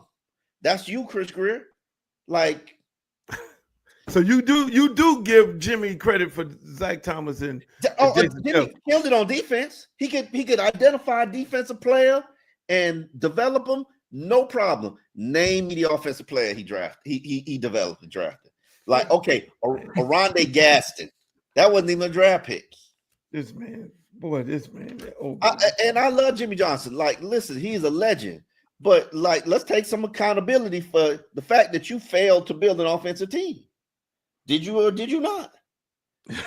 Omar, they finna tear your ass up on Twitter, boy. Listen, start a riot, Luke. You better start a riot. Name me the best offensive player that Jimmy Johnson drafted. Kareem Abdul-Jabbar? Bro, that list is horrible. How could it be so bad, though? How could he be so good at finding talent in Miami? Dallas, he found all of the, and then get here and it be, how could it be so bad, bro? No, it was, it's a no-brainer at Dallas. He just got all his players from University of Miami. I mean, shit, I would condone that and support that if he did it here too. This man just made to the Hall of Fame. The man sitting out there on the yacht. He's one of the most highly decorated University of Miami head coaches. Before we hire a coach, they send him down there to talk to Jimmy. Yeah. And if Jimmy don't like him, then we don't hire him. I mean, really? That's how it worked? Of course. So he had a whole lot of bus. He had a whole lot of bus. Saying Jimmy got us Jason Taylor and Zach Thomas. That's true? What'd you say? The comment section saying Jimmy got us Jason Taylor and Zach Thomas. Yeah. Jason Taylor, Zach Thomas, Sam Madison, Derek Rogers. He killed the defense. Pat Surtain, he killed it defensively. I didn't say that. He said offensively. So Jimmy only got one. He only got one. He got one good offensive pick, a fullback. One. That's unbelievable. Uno. This man here, boy. This Uno. And I ain't even let Wastad off the hook because he could have drafted Anquan Bolden. He took what that boy name? Jamal Fletcher. The man. And we had cornerbacks at that time. You were around when you covered the Hurricanes when the transition of Randy Shannon and Larry Coker. Mm-hmm. And you I think, correct me if I'm wrong, you said Randy stole Larry's job. Mm-hmm. You got to elaborate on that. I heard you say that one time. Listen. You said Randy Shannon stole Coker's job, he railroaded him, he tricked him, and he got his job. Something like that. Okay, I gotta hear this story. No, listen. I hate that Hurricane fans don't put respect on Larry's name. Mm-hmm. One, history will never show you a better coaching record than Larry Coker. And I also hate the fact that they don't give him credit for the people that he recruited and added to that team. Because Greg Olson, Kellen Winslow, Eric Winston, I think Antro Roll and Sean Taylor were his first recruiting class. Frank Gore, John Beeson. No, I don't know if John Beeson was his. Yeah, I think John Beeson might have been his. No, John Beeson's definitely his. Vilma might or might not. I can't remember. Is DJ Williams his? I can't remember. DJ Williams might be his. No, I don't think so. I think that might be what's his name? Butch Davis. They do not give him credit. Merriweather. They don't give him credit, Roscoe Parrish, for the players that he recruited, signed, developed that went to the NFL. Now, when Larry got fired for going to back-to-back Peach Bowls, let's exclude the Boise Bowl. Patter got killed. Them players I covered that team. Them players was in a haze. They didn't know if they was gonna get killed next. Like, I'm sorry, you can't play. They lost like 2 games after Patter got killed. You can't play with that stuff in your head. You can't play with that with what's going on. Dennis, I had and I don't believe this, that a teammate killed Pat. I think he got arrested, safety, that a teammate killed Pat, which is ridiculous. I don't buy it. I don't believe it. Fighting over a girl. Come on, man. You know the university, man. These guys, they be batting off women like whatever. To to kill somebody over a girl. Come on, man. None of that makes sense. So Larry was forced to fire his staff, Solinger, Art Kehoe, somebody else. The year that they went to the first Peach Bowl, and I believe they beat Florida. He was forced to fire his staff. Then he had to hire Stoutlins and all those. I know my history now. He had to hire good coach. He did hire good coaches, but it wasn't enough time to make that transition. And then he went to another Peach Bowl.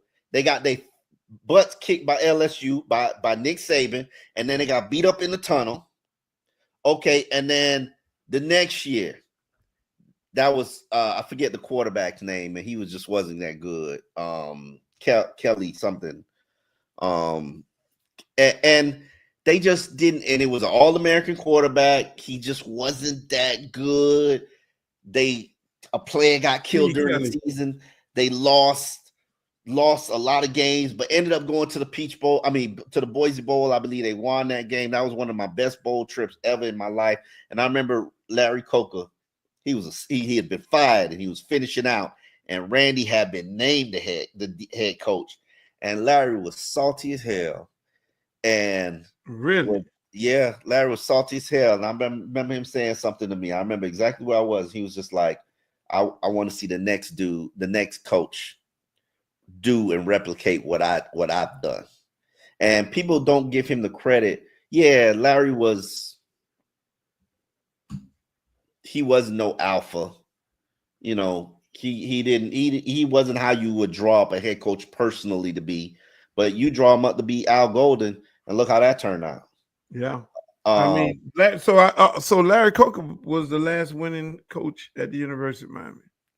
I think the one that came from Georgia, Mark Richt, I think was a winning coach too. Yeah, he won only 10 games, but on a consistent basis. Somebody from the chat got a question right here. It says, is it true that Saban left the Dolphins?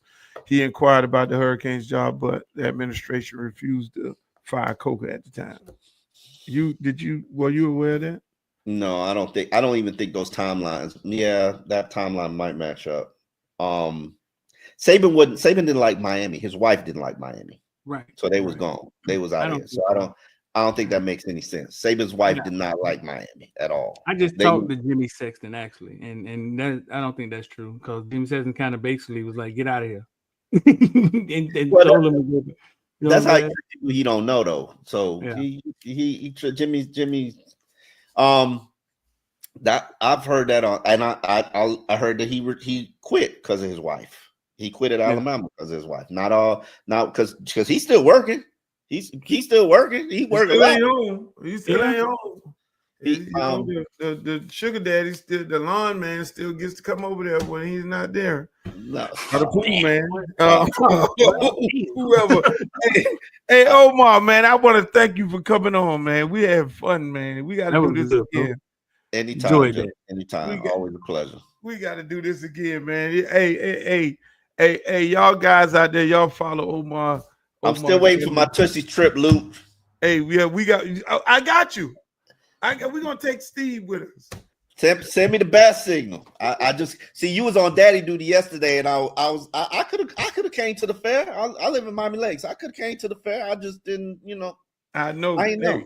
So my daddy duty cuts off the day son goes back to the mom house, and so I get a little loose right now. So I live that life too. I live that life too. And I might invite you to one of those NFL player parties.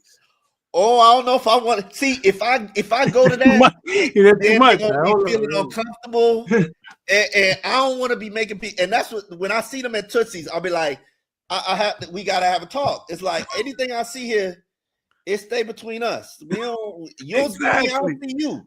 It's like on the job and off the job. Yeah, you don't see me, I don't see you. We good. Like, Simple as that. Simple as that. Hey man, we want to appreciate you for coming on, man. Miami Herald sports reporter, beat writer Omar Kelly. Make sure y'all follow him on Twitter. Is there any other new podcasts? Is there anything you want to? No, I do Dolphins in Depth, which is the Miami Herald podcast. Eventually, I'm gonna start a life podcast, Luke. So talk about divorce and all that good stuff, and raising your child. You got a boy, I got a girl, so it's I'm do a dad podcast. We can do a dad podcast. Yeah, please bring me on for that. I can enlighten some people on how the best way to do that. Yeah, divorce is tough for most people, but I think mine was a little smooth. Really? Okay. Yeah, mine was smooth. My divorce was smooth. I have a unique way of I don't I have to date and be with women who are very ambitious. Miami is a lot of beautiful things walk around. Beautiful things walk around with no education, no will to do shit. There's a lot of that. I still like my bartenders a little bit, and I can't do bottle girls no more. I can't. Hey man, hey, thanks, Omar Kelly, ladies and gentlemen. He gonna be in a lot of trouble. We don't want him in no more trouble. Peace. I know, right, man? Get the man out of here, man. All right, guys. Man here, the bottle girls. Hey, Streter, that boy. Man, you bring out the loose in everybody, man. Another epic interview, Streter. It was, bro. This shit is gonna be on fire. Nah, that was good. Omar was on 10 too. On 10, they finna get on his ass about old Jimmy Johnson. They on his ass right now. He finna go have to block some people. They finna get us bad about old Jimmy.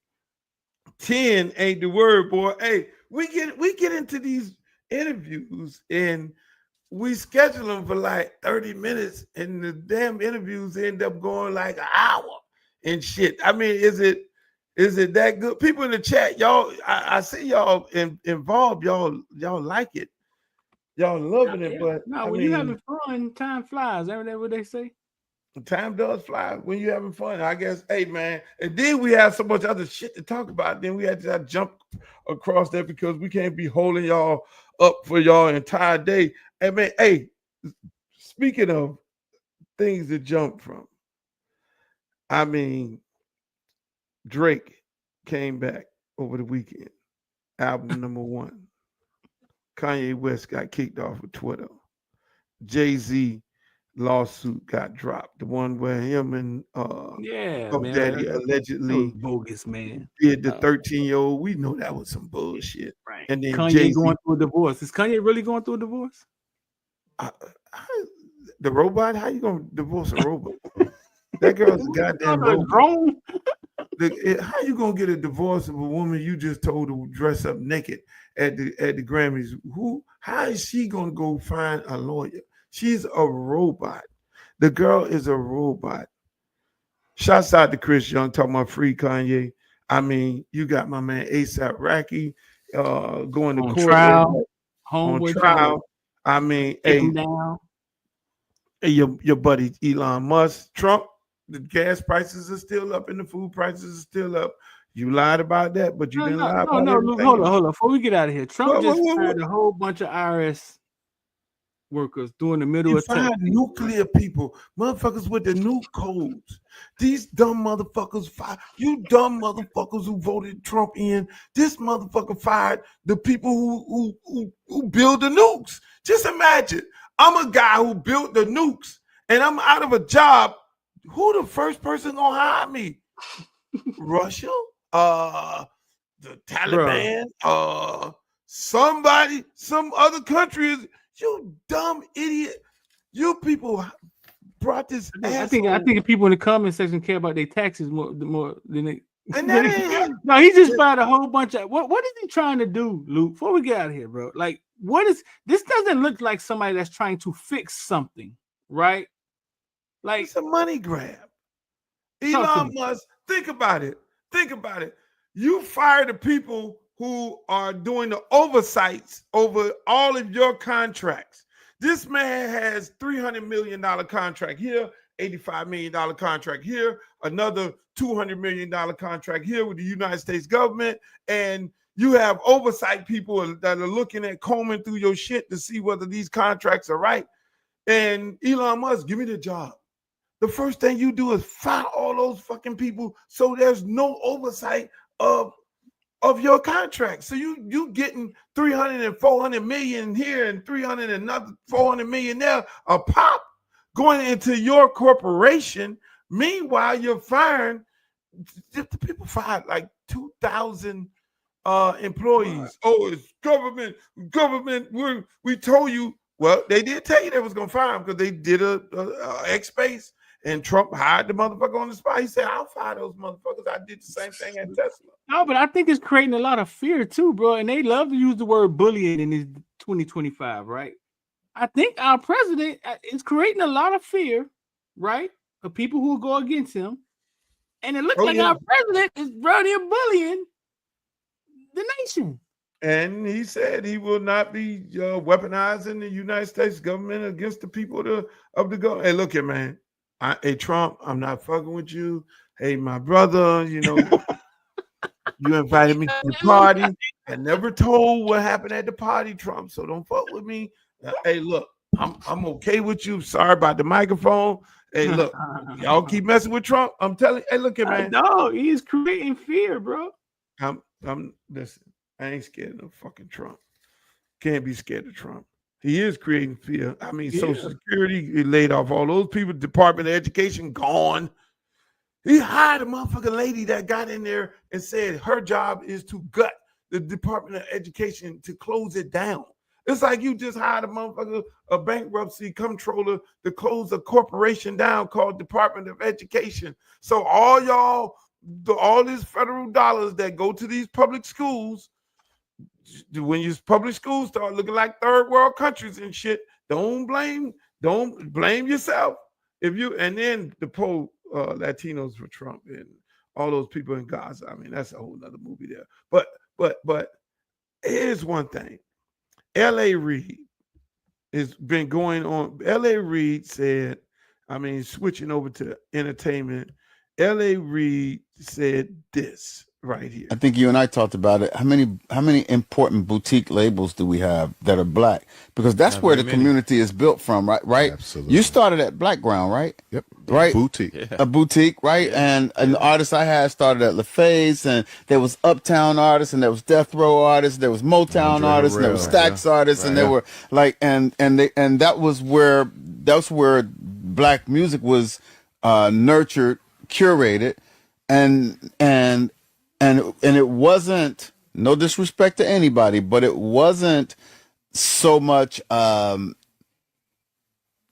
asking for permission because people that looked like us were making those decisions. And look how different the industry looked then. So the moment we just talked about when we said Guy and Al B. Shore and Keith Sweat and Babyface and Heavy D and the Boys and I could keep going on and on, and Boys to Men, right? Guys, those are black people making decisions about the music we heard on a national, international level. Yeah. That is all but dead. So if you look at the Grammy stage, what you see missing is people that look like us. That's what's missing. Wow. And it's changed music. Because all the music decisions are now being made by mostly white men. So look at the stage. The artist. Streter, I said that. Isn't that what Kanye West said? This is what Kanye West when he criticized Leo Cohen. Yeah. You think L.A. Reid is gonna get the same smoke that Kanye West got? No, Kanye West says it differently. No, he ain't L.A. gonna get the Reid same. said the decisions that are made for black people are, and he was talking about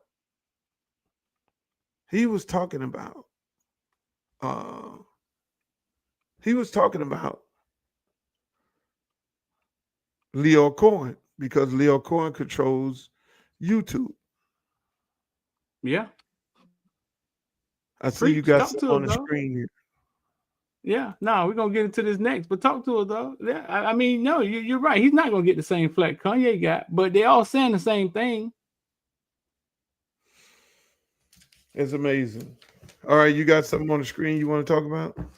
Sports Illustrated just picked. That's what Sports Illustrated just picked up. Warren Sapp says Miami wanted 20 hours per day for some roles. Hey.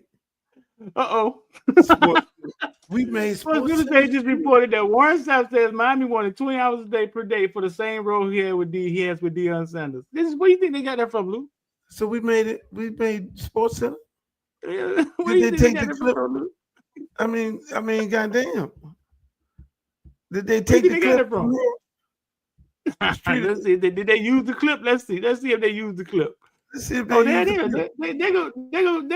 They got a pretty face right there. There it is. They got you. They got. Do they have your face on there, Streter? They got us. They got me and you. That's the YouTube clip. Oh shit. So we've been doing this shit for a short period of time, and now we've made Sports Center mainstream news. I mean, because bro, listen, man, we've been doing this for a long time. We know what we're doing. We know what we're doing. We had, like you said, we had connections. I mean, we got people we could touch, and we just getting started. Oh boy, some of the names that we are going to touch is out the water. And they could only imagine. Y'all can only wait. Hey, listen, this shit just get started. You're right. Because we have a long reach. Streter has a long reach. I have a long reach. And we're going to bring people on here like we had Omar Kelly here. That's going to keep it a buck. We ain't bringing no cookie cutter shit interviews on here. Right. That's not happening. But if you didn't hear the clip, ladies and gentlemen, here's a clip right here. Be choked and hide the Bible if God watching. Sometimes you gotta pop. Oh, no. We got flagged for that shit. But no, man. Hey, we can see we got flagged for that. That's but boy Coach Hayes in the thing. You got look at your picture on there. They got you looking good. Well, I look sexy, boy. Got the same. They got you. They got hey man, hey, they got the nasty work on there. I mean, we're doing big things, Streter. We're all over the place, man. Shouts out to the this just got started, bro. This just get started, man. I mean, we're gonna get stuff out of people. People probably ain't never seen Omar Kelly on 10 like that. No, and that's the beautiful thing about it. We got thousands of people looking. This is a holiday, President's Day, ladies and gentlemen. Hey man, we had fun. Make sure y'all check us out. We're here Monday, Wednesday, and Friday. We make the news. It's nasty work. Streter is work. He does the work, and I'm the nasty one. But obviously, all the guests that we brought on so far are the nasty. They bringing the fucking. They be ready to go. They know when you come on here, it's like, yo, I got to bring this smoke and mo. But that's what we are, ladies and gentlemen. We're going to give it to y'all blood raw every week. We're going to keep it a buck. We're going to bring in guests that's going to keep it a buck. You know, one thing about us, we relax people, and it ends up becoming a nice little beautiful conversation because Streter know what the fuck he's talking about. I know what I'm talking about.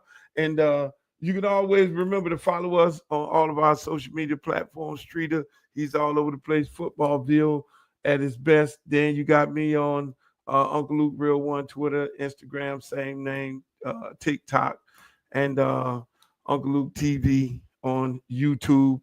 Hey man, I had fun today. What about yourself? You got any parting words? I had a great time, man. Omar hometown kid, man. And dog, what he's talking about noticing dogs, I've been talking about that for a week, 2 weeks now. About dog, you got to know what it looked like. And when we are privy to be in a place where we've seen so many of them, you know what I'm saying, that we kind of know what it looks like. Yeah, let's get up out of here, bro. I got some leftovers or something to go eat, man. That's it. All right. Hey, man, until Wednesday, I'll holler at you guys. Make the booty go, make the booty go, make the booty go, make the booty go, make the booty go, make the booty go, pop, pop, make the booty go, pop, pop. I need some bad girls. I'm gonna let y'all hear my new song. I need some bad girls. Come on, baby. Come on, right here. You and you. Come on with that, your fine ass.